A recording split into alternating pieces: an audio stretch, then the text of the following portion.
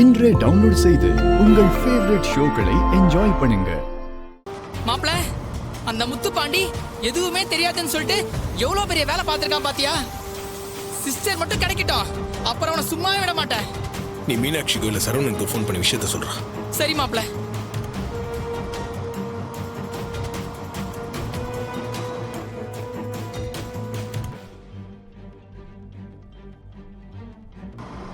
மாப்ள, Meenakshi number not reachable வருது. சரி, சரவணன் கால் பண்ணி பாரு.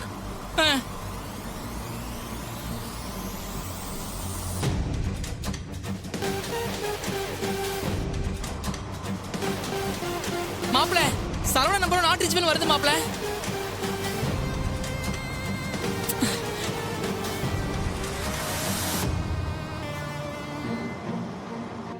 ஏங்க, ஒரு ஆளுக்காக எவ்வளவு நேரம் காத்துக்கிட்டு இருக்கிறது? அவர் வர்றப்ப வரட்டும், நாம இந்த சம்பிரதாயத்தை செய்வோம்.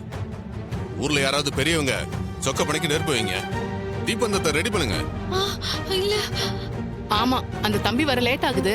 நாமளே சொக்க பனைய கொளுத்துறதுதான் சரி. ஐயா, இன்னும் கொஞ்ச நேரம் வெயிட் பண்ணலாம். கண்டிப்பா கார்த்தி வந்துருவாரு.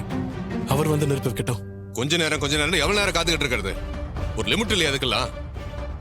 இது சாமி காரியம். நாம சாமிக்காக காத்திருக்கலாம், சாமி நமக்காக காத்திருக்க கூடாது. ஐயா, இவ்ளோ நேரம் காத்திருந்தோம், இன்னொரு 5 நிமிஷம் வெயிட் பண்ணுவோமே, அதுக்குள்ள அவர் கண்டிப்பா வந்துருவாரு.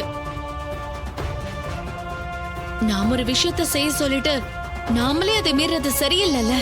நீ சொல்றதெல்லாம் சரிதாம்மா, இருந்தாலும் நல்ல நேரம் போயிட்டு இருக்கலாமா?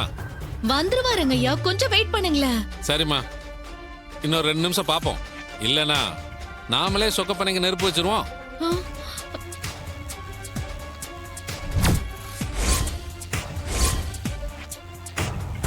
என்ன இன்னும் கார்த்திக் காணோம்? ரேவதி கிடைச்சாலா இல்லையான்னு தெரியலையே. அவர் கொஞ்சம் ஃபோன் பண்ணி பாருங்களேன்.